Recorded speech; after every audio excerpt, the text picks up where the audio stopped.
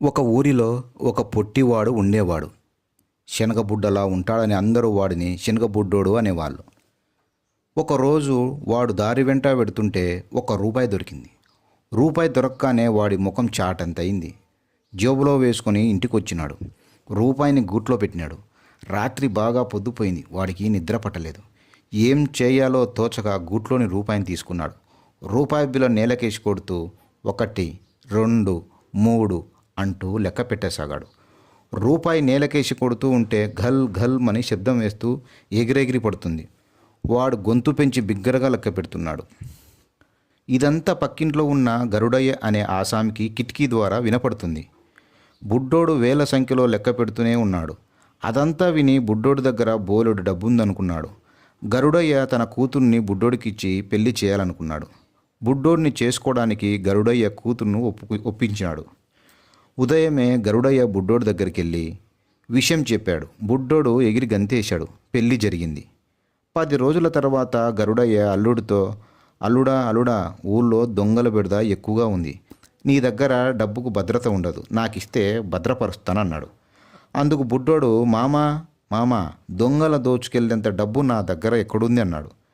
అదేంటల్లుడు అలాగంటావు, నాకు తెలుసులే నీ సావుకార్తనం. 10 రోజుల క్రితం రాత్రంతా లెక్క పెడుతూనే ఉన్నావు కదా, విన్నాలే అన్నాడు. ఓహో ఆ డబ్బా అంటూ పక్కున నవ్వాడు బుడ్డోడు. గూట్లోని రూపాయి బిల్ల తెచ్చినాడు. దీన్నే రాత్రంతా లెక్క పెట్టిందన్నాడు. గరుడయ్య తల గిర్రుని తిరిగింది. రూపాయి బిల్లను రాత్రంతా కూర్చొని లెక్క పెట్టిన బుడ్డోడి మీద కోపం వచ్చింది. వాడు చేసిన పనిని గరుడయ్య గేలి చేశాడు. హేళన చేస్తూ బుడ్డోడిని చులకనగా మాట్లాడాడు. బుడ్డోడు ఇన్నాళ్ళు తన చేతనైన చిన్న చిన్న పనులు చేస్తూ పూట గడుపుకున్నాడు. ఇప్పుడు అలా కాదు కదా, పెళ్ళయింది, డబ్బు లేనిదే సంసారం సాగదు. అందుకని గరుడయ్య కూతురుకు ఒక మంచి పాడి గేదెను ఇచ్చాడు. బుడ్డోడు తెచ్చేది ఏ మూలకొస్తుంది, పాలు అమ్ముకొని బతకమన్నాడు. గేదె గడ్డి మోస్తుంది, ఊరి బయట అలా తిప్పుకరా అని చెప్పింది భార్య. బుడ్డోడు గేదెను తోలుకొని బయలుదేరాడు. ఊరి బయటకు చేరుకున్నాడు. గేదె వెంట ఎంత దూరం నడుస్తాం అనుకుంటూ చెంగున ఎగిరి దాని వీపున తోక మీద కూర్చున్నాడు. కొంత దూరం వెళ్ళాక పేడ వేయడానికి గేదె తోక పైకెత్తింది. బుడ్డోడు పట్టుదప్పి కింద పడినాడు. గేదె వాడి మీద పేడ వేసింది. పేడలో మునిగి తడిసి ముద్దయినాడు. వాడికి గేదె మీద పీకలదాకా కోపం వచ్చింది. అలాగే ఊళ్ళోకి వెళ్ళడానికి సిగ్గనిపించింది. స్నానం చేయడానికి దూరంగా ఉన్న కుంట వైపు వెళ్ళాడు. వాడు స్నానం చేసి బట్టలు ఉత్తుకొని ఆరబెట్టుకొని ఎంతకు ఇంటికి రాలేదు. బుడ్డోడి భార్య వెతుక్కుంటూ వచ్చింది. ఊరు బయట గేదె కనిపించింది. శనగబుడ్డోడు కనిపించలేదు. పాలు పోసే సమయం కావటంతో గేదెను వెంటనే తీసుకొని ఇంటికి వచ్చింది. పాలు పిండుకొని పోసి రావడానికి వెళ్ళింది. శనగబుడ్డోడు ఇంటికొచ్చినాడు. బీగం లేని తలుపు గొల్లెము తీసినాడు. గేదె మీద కోపంతో మూలనున్న ఇనుప చువ్వ తీసుకున్నాడు. గేదె ముక్కు మీద బలంగా 2 దెబ్బలు వేసినాడు. గేదె చచ్చింది. వెంటనే బుడ్డోడు గూట్లోని కత్తి తీసుకున్నాడు. చకచక గేదె చర్మాన్ని తీసినాడు. పొరుగునున్న పట్నంలో అమ్మితే డబ్బు వస్తుందని చర్మం తీసుకొని ఊరు దాటినాడు. వాడికి అడవిలో దారిలో ఒక మనిషి తోడైనాడు. వాడి దగ్గర డోలు ఉంది, చర్మం ఇస్తే డోలు ఇస్తా అన్నాడు. శనగబిడ్డోడు చర్మం ఇచ్చి డోలు తీసుకున్నాడు. అప్పటికి బాగా చీకటి పడింది. డోలైతే మన ఊరిలోనే అమ్ముకోవచ్చు, పట్నం లేకుండా వెనుదిరిగాడు బుడ్డోడు. రాత్రి వేళ దారిలో పురుగు, పుట్ర, క్రూర మృగాలున్నాయని వాడికి భయం పట్టుకుంది. నడవటానికి ధైర్యం చాలలేదు. ఓ మర్రు చెట్టుకెక్కి కూర్చున్నాడు. ఒక దొంగలించిన నగలు, డబ్బు తీసుకొని వాడు ఎప్పుడు దొంగలించిన వెంటనే పూడ్చిపెట్టే ఆ మర్రి చెట్టు కిందకు వచ్చాడు. మసక వెలుగులో బుడ్డోడు వాణ్ణి చూశాడు. వాడు చేసే పనిని చూశాడు. డోలుకున్న కర్ర ముక్కలు తీసుకొని దబదబా డోలు మ్రోగించేసాగాడు. రాత్రివేళ చెట్టు మీద డోలు శబ్దానికి దయ్యమని దొంగ బెదిరిపోయినాడు. ఆ చుట్టుపక్కల లేకుండా పరిగెత్తిపోయినాడు. బుడ్డోడు చెట్టు దిగినాడు. డబ్బు, నగలు, సంచులు తీసుకొని ఇల్లు చేరినాడు. తలుపు తట్టినాడు.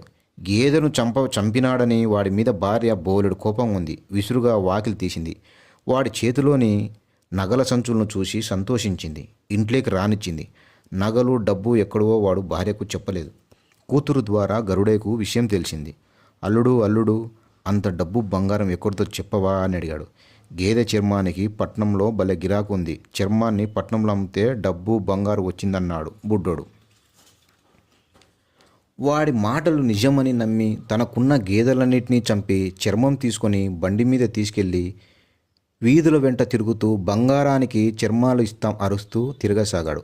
గేదెలను చంపి చర్మాలు తెచ్చాడని భటులు గరుడయ్యను ఖైదీలో వేశారు.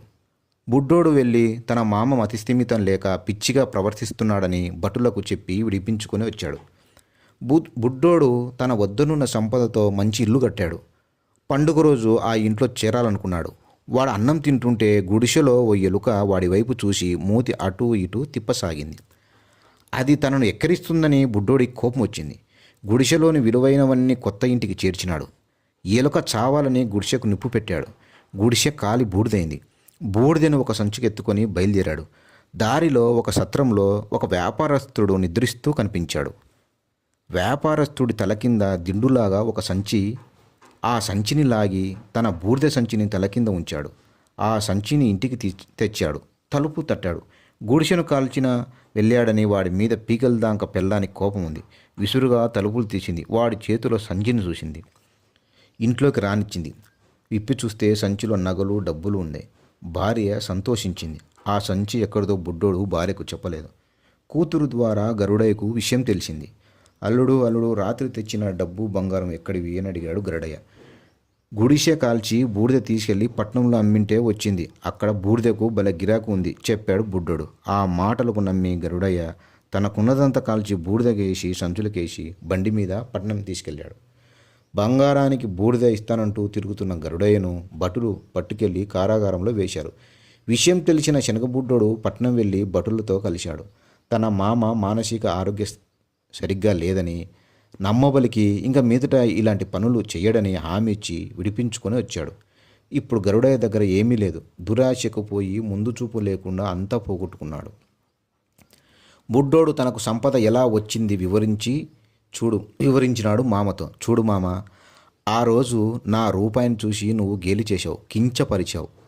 ఈరోజు నీ గతి చూడు. సంపదలు ఈరోజు ఉంటాయి, రేపు పోతాయి. చివరిదాకా ఉండేది ప్రేమాభిమానాలే. లేనితనాన్ని గేలి చేయవద్దు. అది మనిషి జాతికి మంచిది కాదు. ఎవరినైనా మనిషిని మనిషిలా చూడాలి.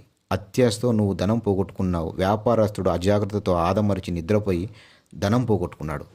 దొంగ తనది కాని ధనాన్ని పోగొట్టుకున్నాడు. నా దగ్గరున్న ధనం నేను కష్టపడి సంపాదించిందైతే కాదు. ఆ డబ్బుతో భూమి కొని పంట పండించి పేదల కోసం ఈ ధనాన్ని ఉపయోగిస్తాను అన్నాడు బుడ్డోడు. ఆ మాటలకు గరుడయ్య నవ్వి, నువ్వు చెప్పింది నిజమే. హేళన చేయడం, దురాశ పడడం, అజాగ్రత్తగా ఉండడం, దొంగతనం చేయడం మనిషి జాతికి మంచి లక్షణాలు కావు. కానీ ఈ లోపాలను మించిన పెద్ద లోపం కోపం. దానితో విచక్షణ కోల్పోయి సర్వం నాశనం అవుతాయి. గేదె మీద కోపంతో దాని ప్రాణం తీసావు. ఎలక మీద కోపంతో గుడిసె తగలపెట్టావు. నాపై కోపంతో నన్ను నాశనం చేశావు. గురువింద గింజ తన లోపాన్ని ఎరగదన్నట్లు నీ ప్రవర్తన ఏదో కలిసొచ్చి సంపద వచ్చింది. కానీ ఎప్పుడూ ఇలాగే అన్నీ మనకు అనుకూలంగా జరగవు అన్నాడు గరుడయ్య. శనగబుడ్డోడికి తన లోపం అర్థమైంది. వాడు కోపాన్ని వీడనాడి పేదలకు అన్నదానం, విద్యాదానం, వస్త్రదానం వంటి మంచి కార్యాలకు జీవితాన్ని అంకితం చేశాడు.